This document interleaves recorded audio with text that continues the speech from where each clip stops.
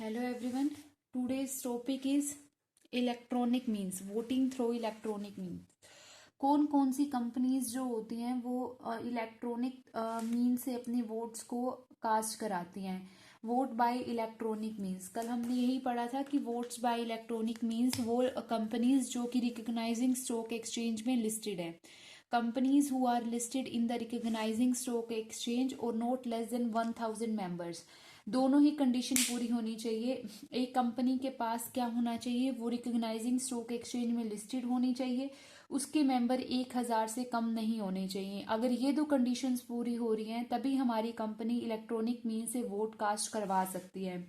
ठीक है, आज जो होता है वो हम ये पढ़ेंगे कि exercising of right to vote through vote by electronic means by a members. मतलब क्या होता है कि right to vote through voting by electronic means by member, मतलब मेंबर के दौरान मेंबर जो हमारे मेंबर्स होते हैं वो किस तरीके से वोट कास्ट करते हैं इलेक्ट्रॉनिक मीन्स से। ठीक है, exercising of a right to vote through voting by electronic means कैसे किया जाता है ये सारा प्रोसीजर। जब हम घर बैठे कंपनी के लिए वोट करते हैं, ठीक है, कंपनी के जो भी प्रोसीजर्स होते हैं उनको देखते हुए हम इलेक्ट्रॉनिक मीन से वोट करते हैं। कहते हैं कि कैसे इलेक्ट्रॉनिक मीन से वोट किया जाता है, ये देखिए प्रोसीजर देखते हैं क्या होता है। State that a company which providing the facility to its member कि वो वोट करे इलेक्ट्रॉनिक मीन से shall comply the following procedure. क्या होता है, shall comply with the following condition. उनको ये कंडीशन पूरी करनी बहुत ज्यादा जरूरी है। Shall comply with the following conditions, कौन कौन सी।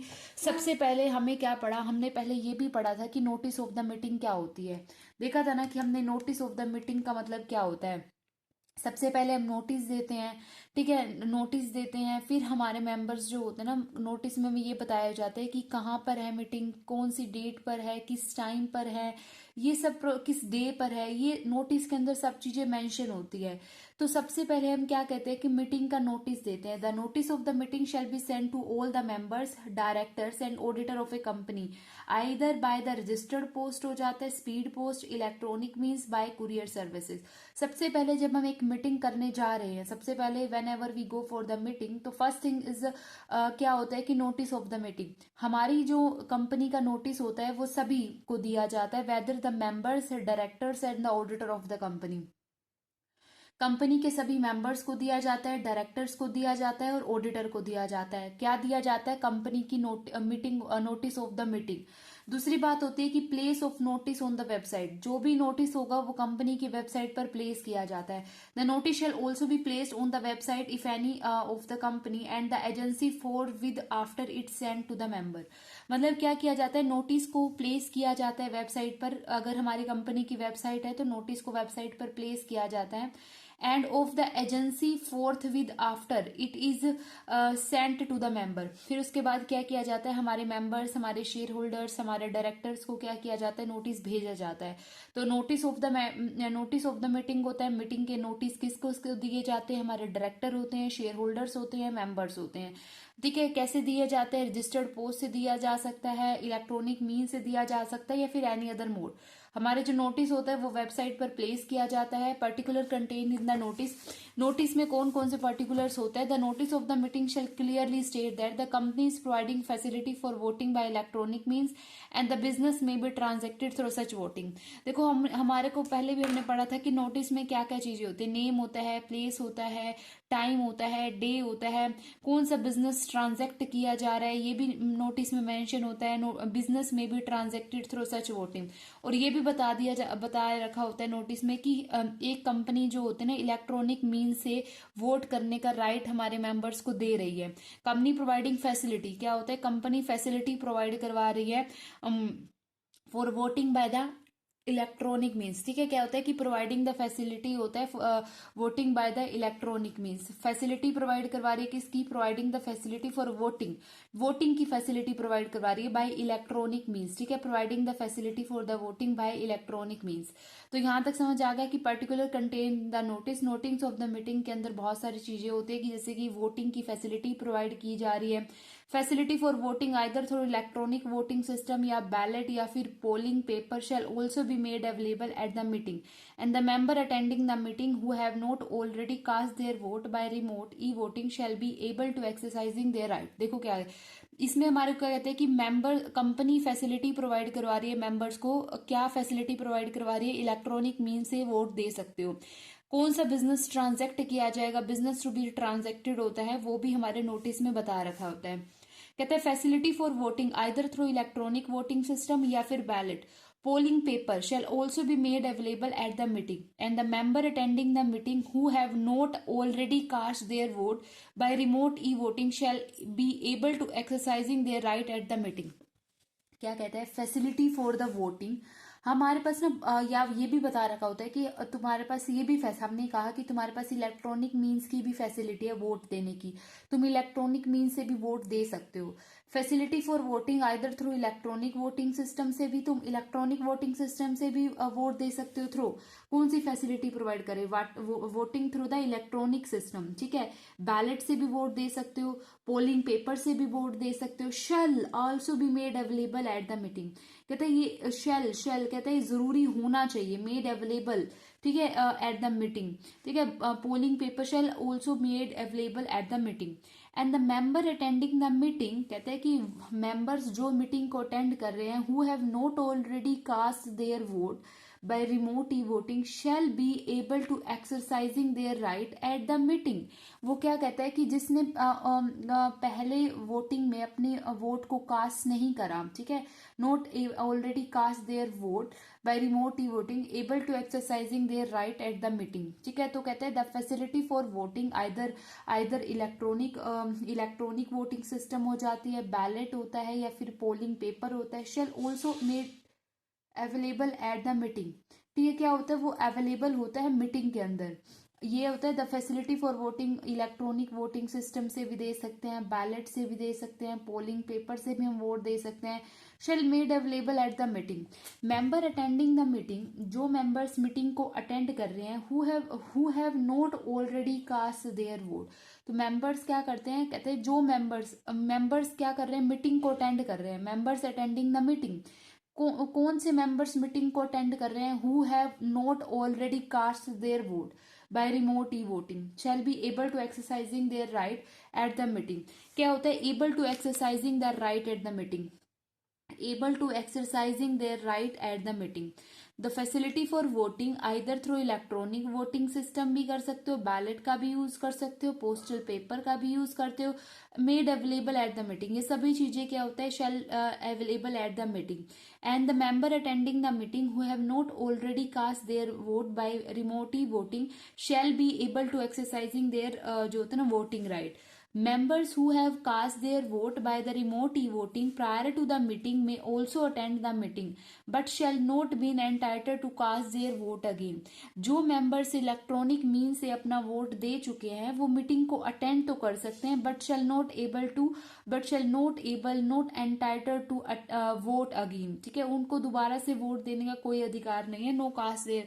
तो कहते हैं कि कास्ट देयर वोट अगेन, वो वोट को नहीं दोबारा दे सकते, अटेंड कर सकते हैं मीटिंग को। जो who already cast their vote through the e voting होता है, वो मेंबर्स जो होते हैं ना at the time of annual general meeting, वो मीटिंग को अटेंड तो कर सकते हैं, but not able to cast their vote again, ठीक है। तो पर्टिकुलर्स के अंदर क्या होता है, पर्टिकुलर्स के अंदर होता है कि कौन सा बिजनेस ट्रांजेक्ट किया जाएगा।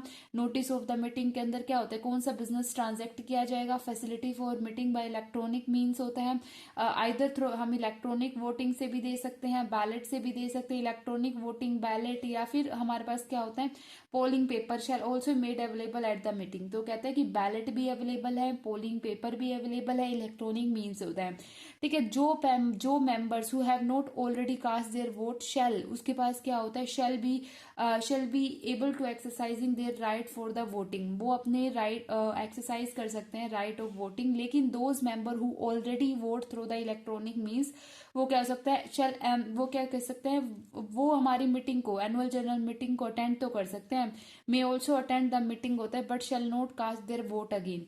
तो ये पर्टिकुलर्स होते हैं हमारी मीटिंग के अंदर। The notice shall indicate the process and the manner of voting by electronic means. तो नोटिस के अंदर क्या होता है, तो ये देखिए क्या होता है, नोटिस शेल, शेल के अंदर कहता है indicate the process and the manner for voting by electronic means, किस तरीके से हमने जो होता है ना प्रोसेस बताता है इलेक्ट्रॉनिक मीन्स से कैसे वोट देना है। Indicate the process and the manner for casting the voting by electronic means, indicate the time schedule including the time period during which the vote may be cast by the remote e voting, किस time schedule को indicate किया जाता है। Indicate the क्या किया जाता है बेटा जी, indicate the time schedule, time schedule दिया जाता है, time period during which the vote may be cast, ठीक है। इंडिकेट द टाइम शेड्यूल, इसमें हमें टाइम भी बताया जाता है, indicate the time schedule including the time period during which the vote may be cast by the remote e voting, providing the details about the login details, login ID की details दे दी जाती हैं। Process and the manner for generating और receiving the password होता है, कहता है कि प्रोसेस एंड द मैनर, किस तरीके से जो होता है ना, किस तरीके से process and the manner for generating the password, ठीक है। तो कहते हैं process and manner for generating the password. तो नोटिस के अंदर क्या होता है, नोटिस के अंदर होता है कि किस तरीके से हमने अपनी आईडी को लॉगिन करना है, किस तरीके से वोट देना है। The process and the manner for voting, indicate the time schedule होता है, वोट में भी cast by the remote e voting, detail about the देखो क्या होता है कि कहते हैं कि detail about the login ID, ठीक है, किस टाइम शेड्यूल पर। इंडिकेट द, नोटिस के अंदर क्या होता है, नोटिस के अंदर होता है कि detail of the time schedule when the voting is to be conducted. तो इंडिकेट द टाइम शेड्यूल होता है, टाइम पीरियड होता है during which the vote may be cast. तो indicate the time schedule and the time period, ठीक है, vote may be cast, यहां तक समझ आएगा। इंडिकेट द टाइम शेड्यूल है, टाइम पीरियड है, vote may be cast. Indicate the time schedule, ठीक है, किस टाइम शेड्यूल पर, किस टाइम पीरियड पर हमारे जो वोट है वो कास्ट किए जाएंगे। Indicate the time schedule, time period, ठीक है। इंडिकेट द टाइम शेड्यूल है, हमारे पास टाइम पीरियड है, during which the vote may be cast, ठीक है, यहां तक समझ आएगी। इंडिकेट द टाइम शेड्यूल और टाइम पीरियड, टाइम पीरियड होता है वोट में बी कास्ट। तो time schedule, time period during which vote may be cast, detail about the login ID बताई जाएगी। Process and the manner for generating the password होता है, किस process से, किस मैनर से जो होता है ना हम अपने पासवर्ड को जनरेट करेंगे।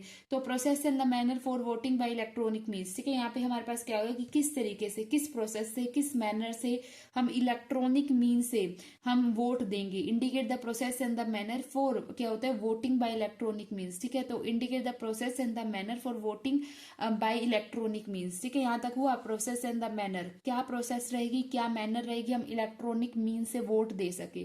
Process and the manner for voting by electronic means, ठीक है। तो यहां तक समझ आया कि process and the manner for voting in the electronic means, यहां तक कंप्लीट होना चाहिए कि किस प्रोसेस से, किस मैनर से हम वोटिंग देंगे। अगर हमारे को बता रखे जैसे कोई इलेक्ट्रॉनिक मीन्स का यूज कर कर वोटिंग दे रहा है तो उसे बताएंगे ना कि किस तरीके से, किस मैनर से हम अपनी वोटिंग कंप्लीट कर सकते हैं। Process and the manner for voting, ठीक है, तो क्या प्रोसेस रहेंगी, क्या मैनर रहेंगी, लॉगिन आईडी डिटेल्स दी जाती है। टाइम शेड्यूल क्या रहेगा, टाइम पीरियड क्या रहेगा वोटिंग का, time schedules and the time period during which the vote may be cast, ठीक है। तो manner and the process of electronic means, ठीक है, तो process of manner for voting by electronic means, तो यही है कि process and the manner for electronic votes, electronic vote किस तरीके से दिए जाएंगे। टाइम शेड्यूल, टाइम पीरियड, क्या टाइम शेड्यूल रहेगा, क्या टाइम पीरियड रहेगा फॉर कास्टिंग देयर वोट, ठीक है। लॉगिन आईडी डिटेल्स भेज दी जाएंगी। Process and the manner for generating their password, किस तरह लॉगिन आईडी डिटेल्स भेजी जाएंगी। Process and the manner generating the password, process and the manner for किस तरीके से, किस मैनर से जो होता है ना वोटिंग कास्ट की जाएगी। और हमारे को सारे डिटेल्स जो होते हैं ना, टाइम शेड्यूल, टाइम पीरियड, जब कब हमारा वोट जो होता है ना कास्ट किया जाएगा। पब्लिकेशन ऑफ नोटिस, फिर हमारे पास क्या होता है, नोटिस को पब्लिकेशन किया जाता है। The company shall cause a public notice by the way of advertisement to the published immediately on completion of dispatch of notice for the meeting. इसमें हमारे पास क्या होता है, हम जो नोटिस को क्या करते हैं, पब्लिकेशन कर देते हैं। पहले हमने कहा कि वेबसाइट पर नोटिस प्लेस किया जाएगा, particular content in the notice, notice में क्या पर्टिकुलर्स होते हैं, नोटिस के अंदर क्या होता है, किस तरीके से पब्लिकेशन किया जाता है नोटिस का। कंपनी क्या होता है, shall cause a public notice by the way of advertisement to the published immediate on complete of dispatch of notice for the meeting, ठीक है। इसमें but at least 21 days before the date of generating the meeting, at least once in a vernacular newspaper in principal vernacular language. तो इसमें हमारे को क्या कहता है, 21 क्लियर डेज पहले हमारे को नोटिस क्या हो जाएगा, डिस्पैच कर दिया जाएगा।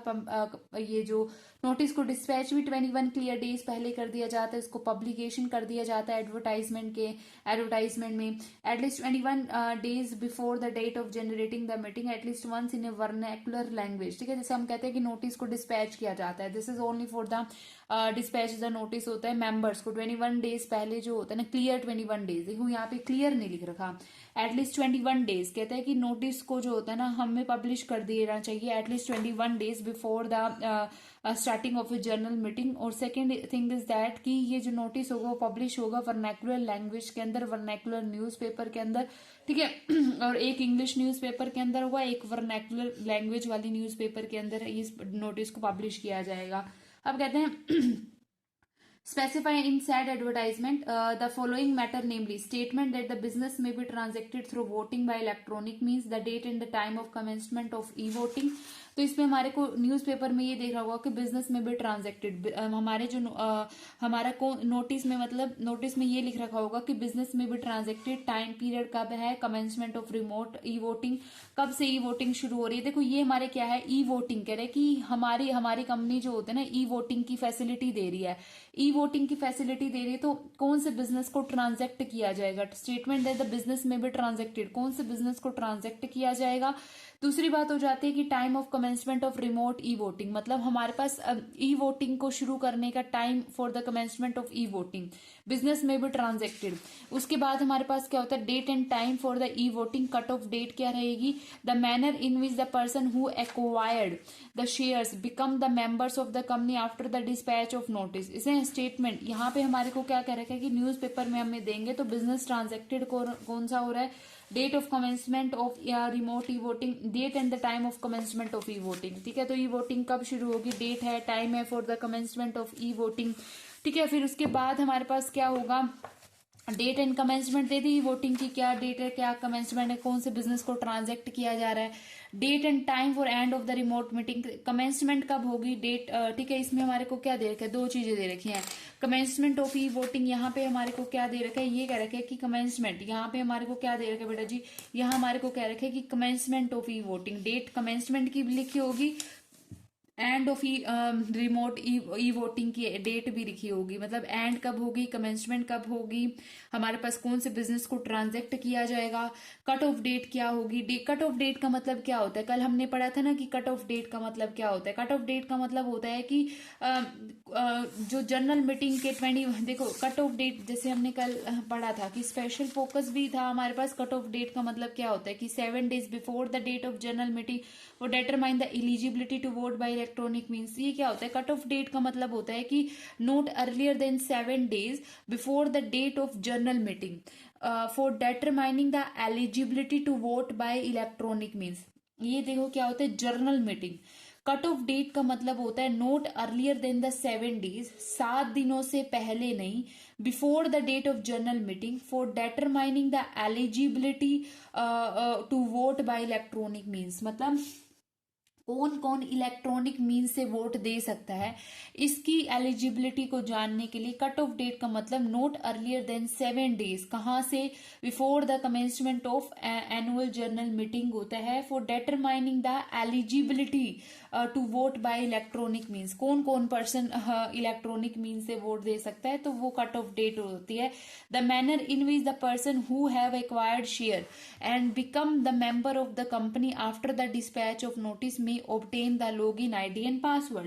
कहते हैं कि manner in which the person, किस तरीके से जो होता है ना जिसने हमारे शेयर्स को एक्वायर करा है, who have acquire the share और कंपनी का मेंबर बन गया है after the dispatch of notice. ठीक है, नोटिस हमने दे दिए 21 क्लियर डेज, उसके बाद किसी पर्सन ने कंपनीज के शेयर्स को एक्वायर करा है, तो इसमें हमारी जो न्यूज़पेपर में ये भी निकाला जाता है कि किस तरीके से जो मेंबर हमारी कंपनी का बन गया after the dispatching their notice हो जाता है, तो किस तरीके तरीके से वो जो होता है ना लॉगिन आईडी को ऑब्टेन कर सकता है। May obtain the login ID details the members in which the person who have acquired, कहते हैं द मैनर, ये होता है the manner in which the person who have acquired the shares, होता है कौन कब एक्वायर्ड करें shares, and become the members of the company after the dispatch of the notice. Notice dispatch हो गया 21 क्लियर डेज, उसके बाद अगर कंपनी के शेयर्स किसी पर्सन ने खरीदे हैं, कंपनी का मेंबर बन गया है, तो वो किस तरीके से ईमेल आईडी, लॉगिन आईडी और पासवर्ड्स को ले सकता है, ठीक है, एक्वायर्ड कर सकता है।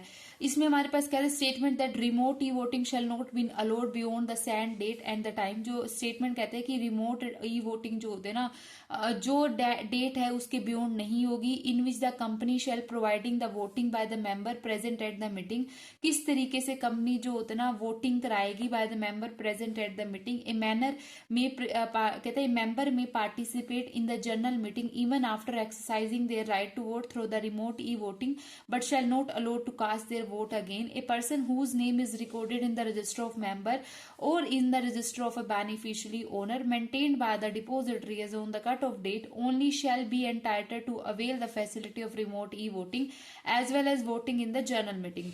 क्या कहते हैं कि पर्सन जिनका नाम हमारे मेंबर्स की रजिस्टर में है या फिर उनका रजिस्टर जो होता है ना बेनिफिशियल ओनर के रजिस्टर में है, जो कि कौन बनाता है, जो कि डिपोजिटरी बनाती है कट ऑफ डेट के ऊपर, ठीक है, as on the cut off date. Cut off date क्या होती है, बिफोर द 7 डेज होता है, not earlier than the 7 days before the general meeting is to be conducted, ठीक है। तो कहता है 7 डेज से पहले ये नहीं होनी चाहिए। For determining the eligibility of the, क्या होता है, for determining the eligibility of the कि कौन यहाँ पर जो होता है ना ई वोटिंग दे सकता है। तो कहता है कि रजिस्टर ऑफ बेनिफिशियल ओनर का रजिस्टर होता है, रजिस्टर ऑफ ए मेंबर होता है, as on the cut off date होता है, only shall be entitled to avail the facility of remote e voting. वो क्या होता है, avail the facility of e voting as well as voting in the general meeting. जो हमारी meeting में कौन पार्टिसिपेट कर सकता है, जिनका नाम रजिस्टर ऑफ मेंबर्स के अंदर होता है या फिर बेनिफिशियल ओनर के पास जो बेनिफिशियल रजिस्टर के अंदर होता है, owner register of A beneficiary होता है, जो कि कौन मेंटेन करता है, डिपोजिटरी मेंटेन करता है। Website address of the company, ठीक है, क्या कहता है कि website address of the company, website address of the company if any and the agency where the notice of the meeting is displayed. कहता है कि website address of the company and the agency where the notice of the meeting is displayed.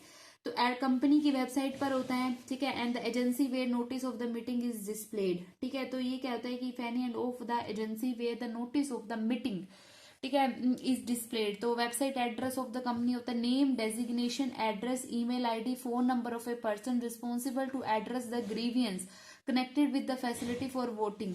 कहते हैं कि name, designation और address, email ID होता है उस पर्सन का जिसने जो क्या होता है, who is responsible to address the grievance, ठीक है, who is responsible to address the grievance होता है connected with the voting, connecting with the voting by electronic means.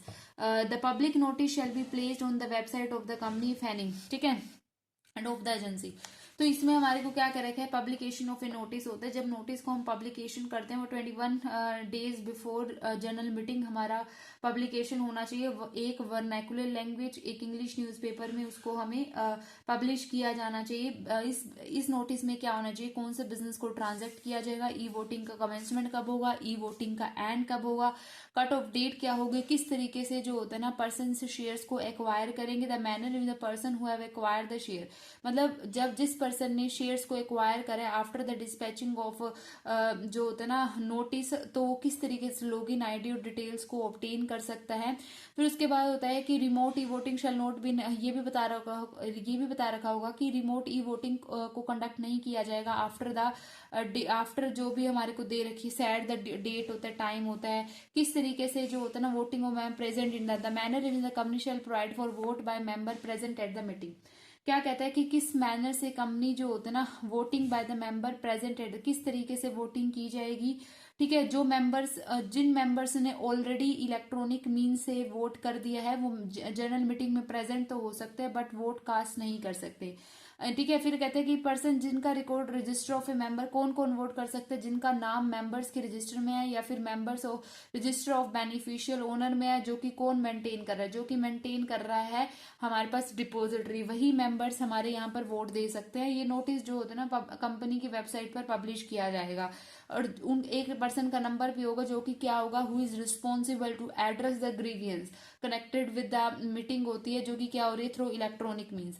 Time for opening of e voting, the facility for remote e voting shall remain open not less than 3 days and shall close 5 PM on the date preceding the date of the general meeting.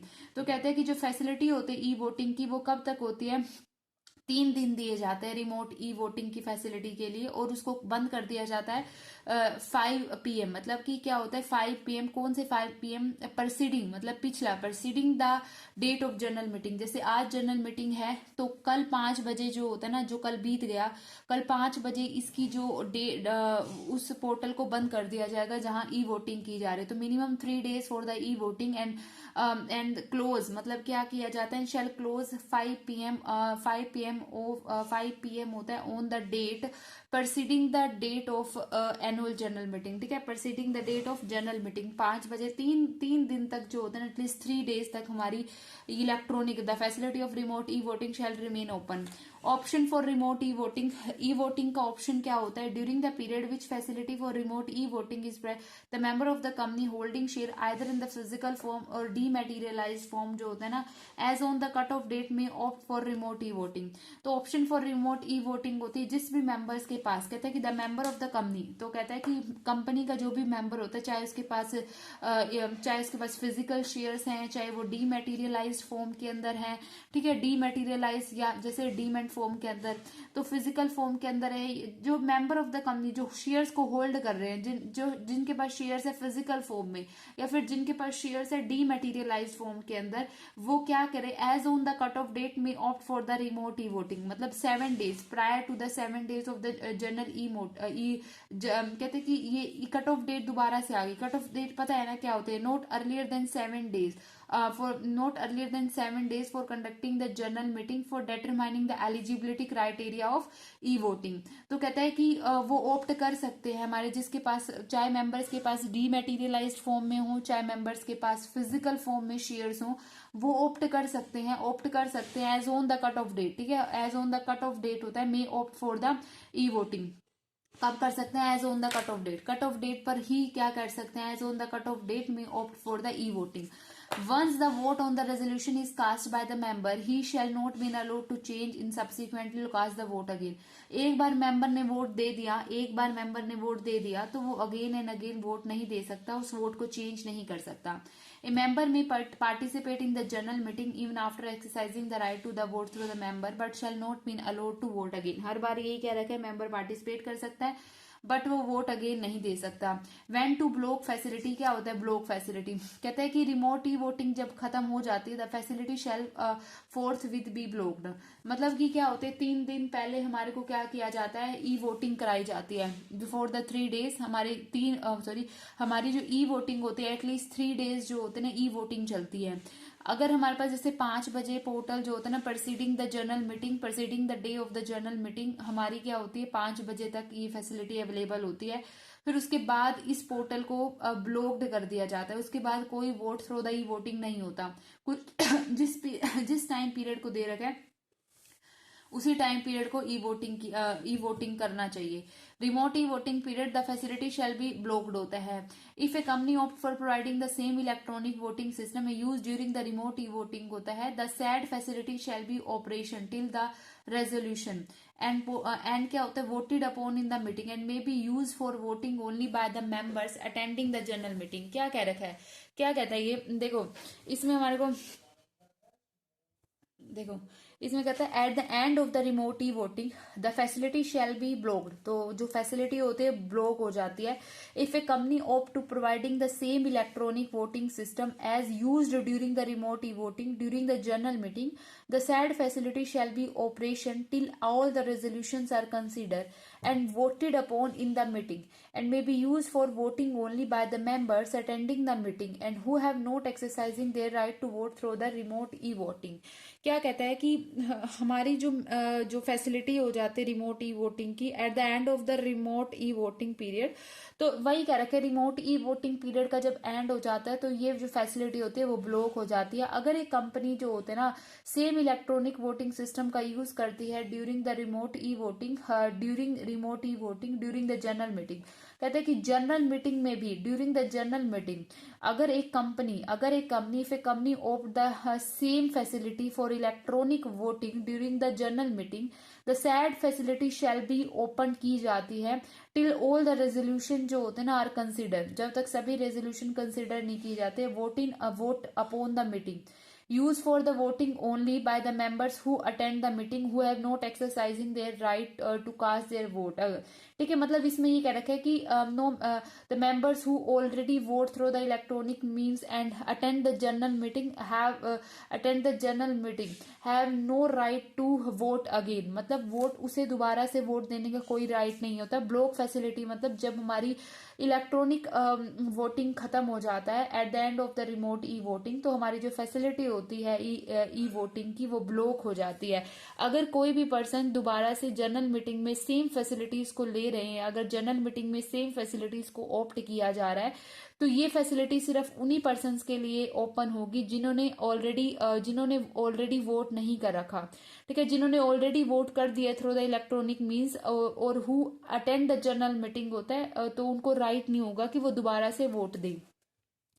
Appointment of स्क्रूटनाइजर मतलब scrutiny पता है ना, scrutiny का मतलब छानबीन करना। जैसे अब एक ऑडिटर होता है, ऑडिटर क्या करता है, स्क्रूटनी करता है। ऑडिटर जाके देखता है कि क्या हमारे फाइनेंशियल स्टेटमेंट में सही है, क्या गलत है।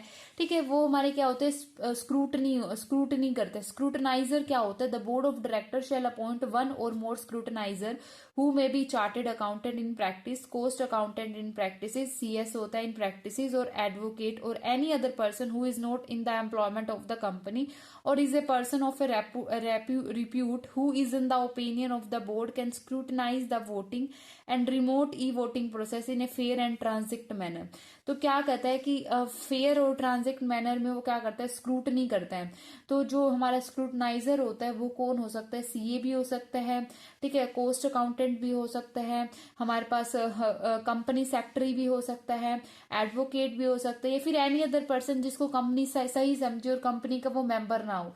And a person of repute who is in opinion that who is of opinion of the board can scrutinizing the scrutinizer। ठीक है, तो क्या कहते हैं, not employment of the company, who is not employment of the company, जो हमारी company में क्या हो, एम्प्लॉयड ना हो, तो उसे स्क्रूटनाइजर के तौर पर नियुक्त कर सकती है ताकि वो हमारी सारी प्रोसीजर्स देखे मीटिंग की। ठीक है, फिर होता है विलिंगनेस ऑफ स्क्रूटनाइजर, मतलब कि क्या होता है विलिंगनेस टू स्क्रूटनाइजर, क्या होता है, the scrutinizer shall be willingly to be appointed and available for the purpose of ascertaining the requisites majority. तो स्क्रूटनाइजर्स को अपॉइंट किया जा सकता है for the purpose of ascertaining the requisites majority. Willingness of scrutinizer, कोई भी स्क्रूटनाइजर appoint किया जा सकता है, CA CMA या फिर जो कंपनी सेक्रेटरी होती है, CS होता है, एडवोकेट होता है, जो who is not in the employment of the company होता है, और board can is in of opinion of A board can scrutinise the voting and remote e voting process in a fair and transparent manner. तो क्या करता है स्क्रूटनाइजर, क्या करता है वो देखता है कि ई वोटिंग हुई है या फिर ठीक है, तो क्या देखता है, who is in of opinion of the board can scrutinising the voting को देखता है वो, scrutinising the voting and remote e voting in fair manner में, क्या हमारी जो वोटिंग होती है स्क्रूटनाइजिंग द वोटिंग, ठीक है, इन फेयर मैनर, क्या हमारी वोटिंग सही तरीके से हुई है। फिर होता है रोल ऑफ चेयरमैन। चेयरमैन का रोल क्या होता है, वैसे तो अभी तक हमें देखे कि मीटिंग को वोट कास्टिंग करता है, कास्ट ऑफ वोट होता है, मतलब जब दो वोट जो होता है ना इक्वल हो जाते हैं तो चेयरमैन को राइट दिया जाता है कि वो वन मोर वोट जो होता है ना कास्ट करे, अगेन कास्टिंग द वोट होता है। तो चेयरमैन का काम क्या होता है, चेयरमैन का काम हमने लास्ट में भी ये भी देखा था कि चेयरमैन जो होते हैं ना पूरी मीटिंग का डीकोरम मेंटेन करके रखता है। चेयरमैन जो होता है ना मीटिंग को हैंडल करता है, कौन से क्वेश्चंस जो होते हैं ना वो मीटिंग मीटिंग में पूछे जाने चाहिए, ठीक है। वो सारी जो he is liable for conduct the meeting in proper manner, तो वो प्रॉपर तरीके से मीटिंग के लिए लायबल होता है चेयरमैन। अगर हमारे पास दो वोट मतलब हमारे जो वोटिंग होती है वो इक्वालिटी में आ जाती है, तो उसके पास एक वन मोर राइट, चेयरमैन है one more right to cast one more vote होता है। तो रोल ऑफ चेयरमैन क्या होता है, at the general meeting at the end of the discussions of the resolution होता है on which voting is held, ठीक है। तो इसमें हमारे पास क्या होता है, applicable with the scrutinizer by use of ballot polling paper by use of electronic voting system all दो, कहते हैं कि with the who are present at the meeting but have not cast their vote by availing the remote voting facility। इसमें हमारे को क्या कर रखा है, समथिंग एक्स्ट्रा क्या दे रखा है, but have not cast their vote by availing the remote e voting facility, but have not cast their vote by availing the remote e voting facility. इसमें क्या है, the chairman shall at the general meeting at the end of the discussions of the resolution on which voting is to be held allow voting in case A to H, वो vote जो होता है ना दे सकता है, ठीक है, vote दे सकता है as applicable with the assistance of scrutinizer by use of ballot, ठीक है, बैलेट का यूज, पोलिंग पेपर और by using electronic system for all those member who are present at the general meeting but have not cast their vote by availing the remote e voting facility, ठीक है। वो लेकिन chairman को right नहीं होता कि वो वोट दे e voting से, ठीक है, by availing the remote e voting facility, मतलब चेयरमैन का मीटिंग में प्रेजेंट होना जरूरी है, वो ई वोटिंग से वोट नहीं दे सकता, ठीक है, not availing the facility for the e voting, हाँ ठीक है, इसमें नोट कास्ट देयर वोट हो जाता है by availing the e voting facility.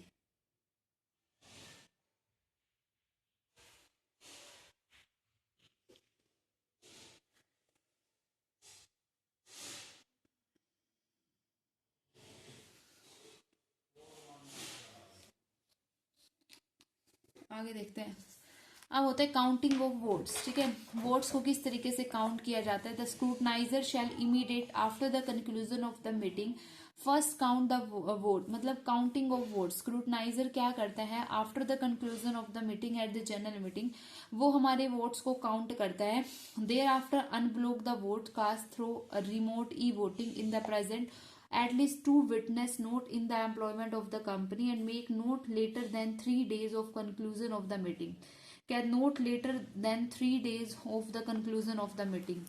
इसमें हमारे पास कहते हैं कंसोलिडेट, यहाँ पे कहते हैं एक consolidate scrutinizer report of the total votes cast in the favour और against if any to the chairman or the person authorised by him in writing, provided that the chairman or the person authorised by him in writing shall declare the result of voting.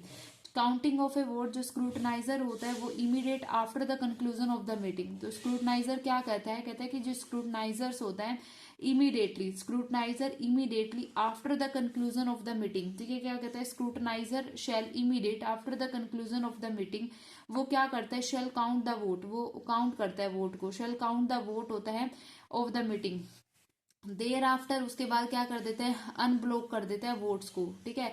तो count करते first count the vote है और first count the vote cast at the meeting, thereafter unblock the vote cast through remote e voting, ठीक है, कहते हैं through remote e voting in the presence of at least 2 witnesses not in the employment of the company and make not later than 3 days of conclusion of the meeting, ये consolidated, वो कहता है कि 3 दिनों के अंदर अंदर, and make not later than 3 days, 3 दिन नहीं होने चाहिए, मतलब कम से नोट लेटर देन 3 days, 3 दिनों के अंदर अंदर अपनी जो होता है ना कंक्लूजन दे देना चाहिए, अपने कंसोलिडेटेड स्क्रूटनाइजर रिपोर्ट दे देनी चाहिए, टोटल वोट, इसमें बताया total votes cast in a favour और against if any to the chairman or a person authorise by him writing, तो चेयरमैन को दे देनी चाहिए within a 3 days consolidated scrutinizer report, vote cast in favour और against के मामले में वो चेयरमैन को दे देनी चाहिए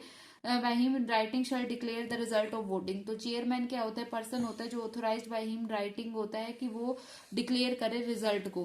तो स्क्रूटनाइजर क्या करता है, स्क्रूटनाइजर जैसे ही हमारी मीटिंग जो होती है ना खत्म हो जाती है, at the conclusion of the meeting, meeting conclude होने के बाद जो होता है ना स्क्रूटनाइजर जो होता है ना वोट्स को काउंट करता है। मिनिमम 3 days दिए जाते हैं उनको, at not later than 3 days। और जो स्क्रूटनाइजर होता है वो अपनी स्क्रूटनाइजर रिपोर्ट इशू कर देता है चेयरमैन को, और चेयरमैन को इन राइटिंग में वो अपॉइंट करता है कि वो मीटिंग का कंक्लूजन, मीटिंग का डिसीजन जो होता है ना बताए।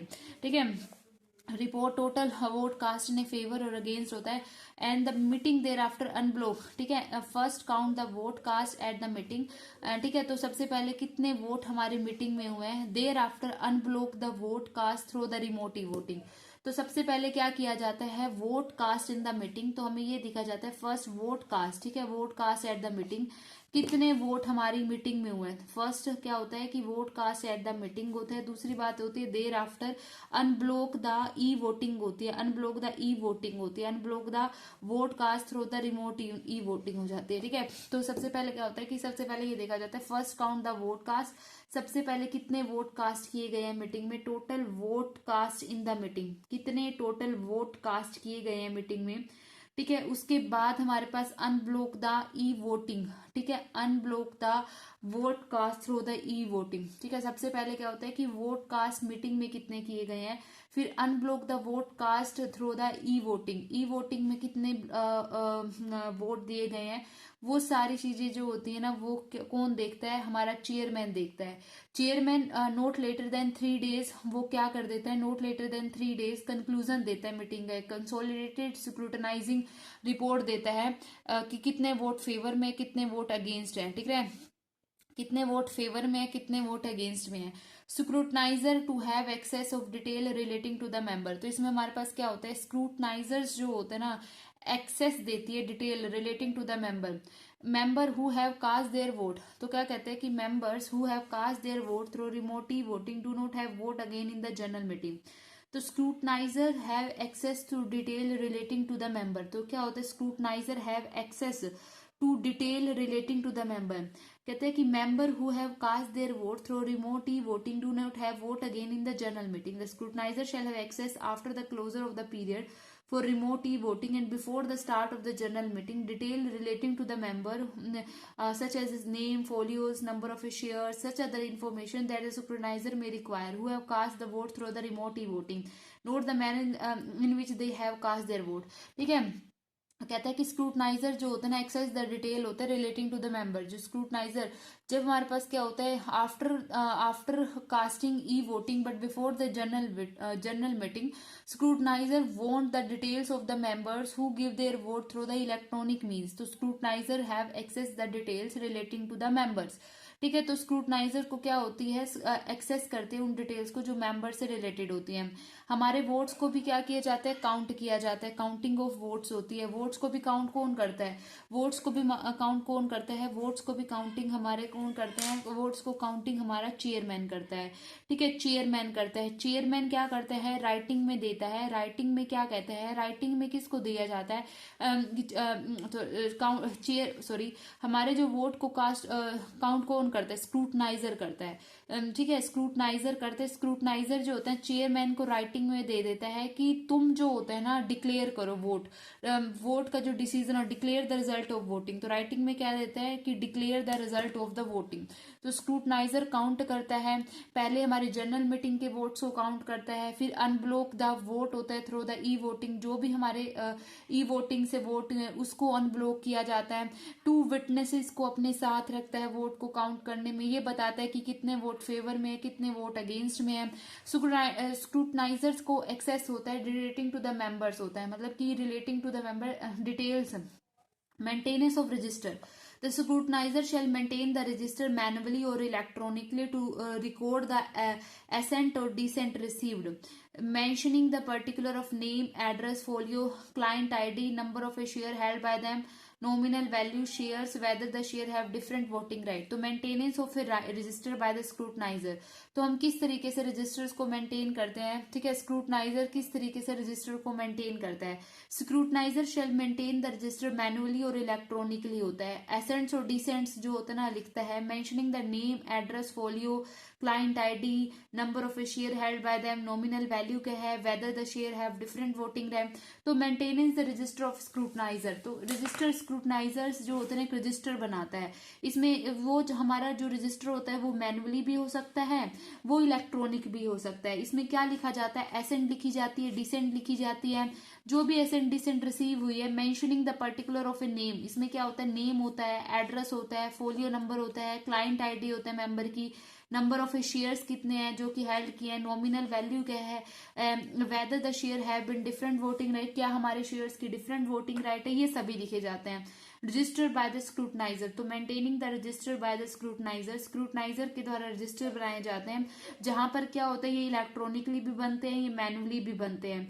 एसेंट और डिसेंट रिसीव्ड होते हैं, mentioning the particular of a name, तो एसेंट एंड डिसेंट रिसीव, जो भी एसेंट हुई है, डिसेंट मतलब हाँ या ना, जो भी रिसीव हुई है, पर्टिकुलर्स ऑफ नेम, नेम क्या है क्लाइंट का, उसका एड्रेस क्या है, उसका फोलियो नंबर क्या है, इलेक्ट्रॉनिकली भी बना सकते हैं, फिजिकली भी बना सकते हैं। सेफ कस्टडी ऑफ रजिस्टर, अब बात आ जाती है कि जो ये रजिस्टर बना रहा है स्क्रूटनाइजर, उसको रखा कहाँ जाता है, ठीक है। तो safe custody of a register, हम अब बात करते हैं कि रजिस्टर को रखा कहाँ जाता है, सेफ कस्टडी क्या है। तो कहते हैं register and other paper relating to the voting by electronic means shall remain in a safe custody of scrutinizer until the chairman consider, approve and sign the minutes and thereafter the scrutinizer. देखो क्या होता है, जो register होता है ये वो इस रजिस्टर की बात नहीं हो रही, ये safe custody of register. Register का मतलब जितने भी पेपर्स होते हैं जो वोटिंग हुए हैं by electronic means shall remain in the safe custody of scrutinizer जब तक chairman consider, approve and sign the minutes, जब तक हमारे जो मिनट्स के ऊपर चेयरमैन साइन नहीं कर देता। मिनट्स पता है ना, जो भी रेजोल्यूशन पास किया गया है, जो भी डिटेल्स हम जो भी इवेंट्स मीटिंग में डिस्कस कर रखी है ना, वो सारी डिस्कशन एज ए रिकॉर्ड के तौर पर मिनट्स बुक में रिकॉर्ड की जाती है।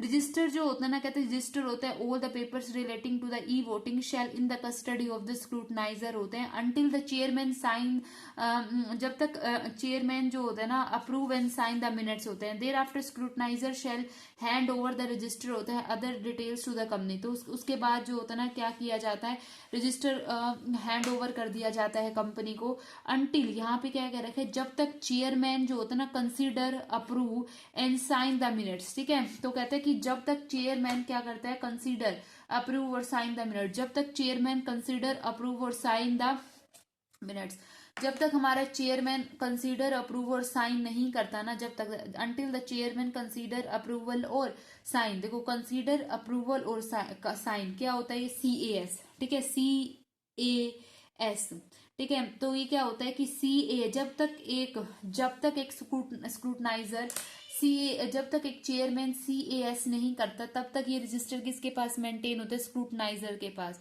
चेयरमैन क्या नहीं करता, क्या नहीं करता मतलब कि जब तक एक चेयरमैन साइन नहीं करता, जब तक एक चेयरमैन कंसीडर नहीं करता, उसे कंसीडर भी करना है, उसे अप्रूव भी करना है, उसे साइन भी करने हैं, ठीक है। तो कंसीडर, अप्रूवल और साइन हमारे पास इसके अंदर आ जाता है। कंसीडर करना, उसे यहाँ पे एक चेयरमैन क्या करता है, चेयरमैन जब तक उसे उन चीजों को कंसीडर नहीं करता, ठीक है, साइन नहीं करता, ठीक है, उसके बाद उसे अप्रूवल नहीं देता, तो कंसीडर, अप्रूवल और साइन, तब तक ये रजिस्टर हमारे स्क्रूटनाइजर के पास रहता है। जब ये कंसीडर, अप्रूवल, साइन कर देते हैं तो ये जो स्क्रूटनाइजर होता है इसको हैंड ओवर कर देते हैं कंपनी को।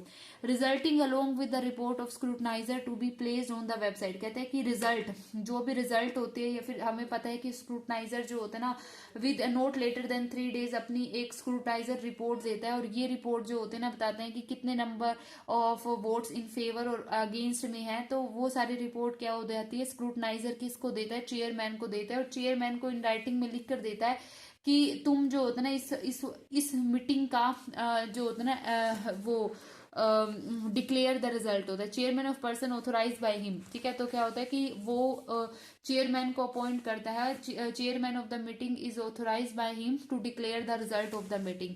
तो जो रिजल्ट होता है वो क्या होता है, result along with the report of scrutinizer display in the website. The result declared along with the report of the scrutinizer shall be placed on the website of the company and on the website of the agency immediate after the result declared by the chairman. तो result declared along with the report, तो कहते हैं कि जो भी result है, जो भी हमारी स्क्रूटनाइजर की रिपोर्ट होती है, उसको क्या किया कंपनी की वेबसाइट पर रिपोर्ट किया जाता है. Declare and the report shall scrutinise placed on the website of the company. ठीक है, क्या किया जाता है, placed on the website of the company. कहता है कि provided at in case of a companies whose equity shares are listed on a recognising stock exchange, company shall simultaneously forward the result to the concerned stock exchange and exchange where its equity shares are listed, whether such stock exchange shall place the result on its website. तो अगर company equity एक listed company है और जिस companies के जो members है वो 1000 से ज्यादा है, वही ई वोटिंग को यूज कर सकती है.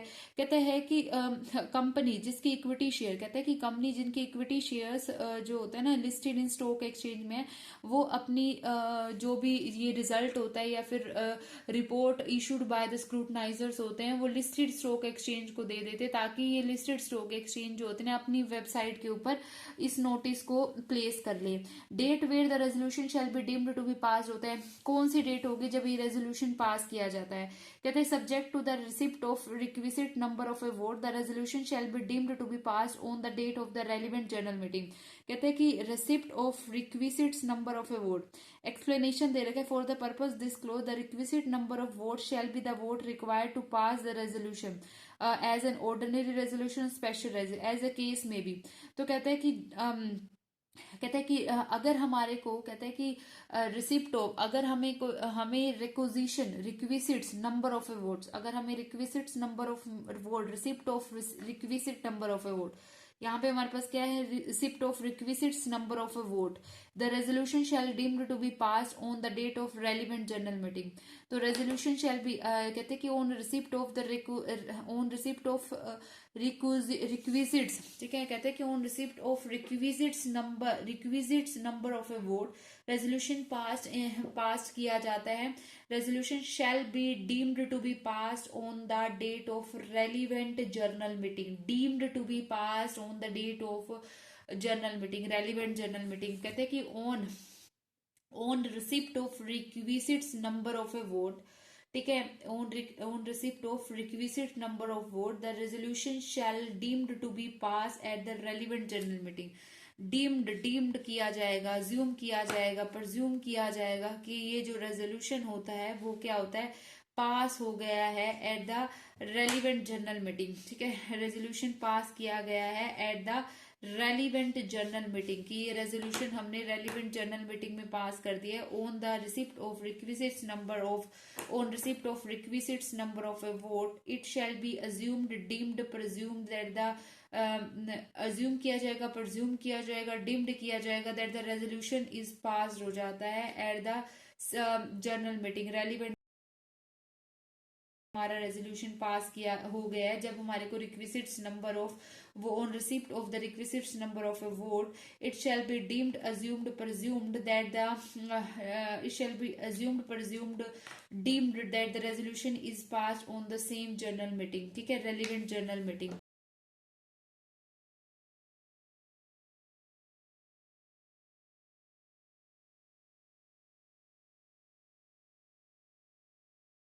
by electronic means shall not be withdrawn.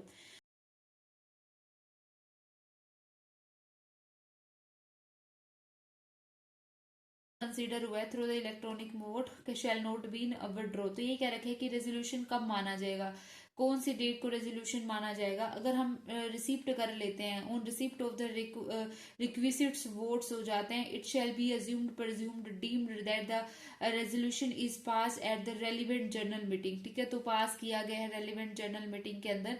अब बात आ जाती है यहाँ पर हमारे पास क्या होता है, इलेक्ट्रॉनिक वोट हमारे पास खत्म हो जाता है. सेक्शन नंबर 108 के अंदर हमने यही पढ़ा है कि कैसे इसकी प्रोसीजर्स होती है 108 की, और 108 कौन कौन सी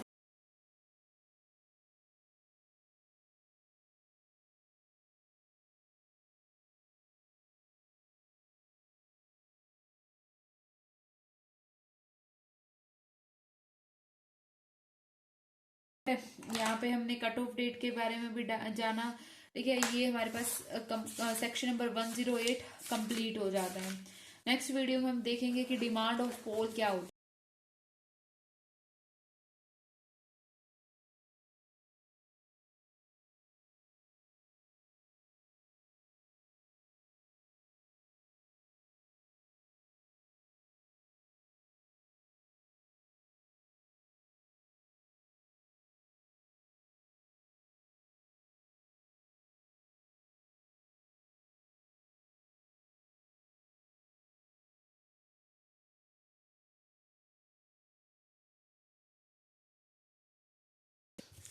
नेक्स्ट वीडियो में हम डिमांड फॉर पोल पढ़ेंगे। If you like the video please like it, share and subscribe. Thank you.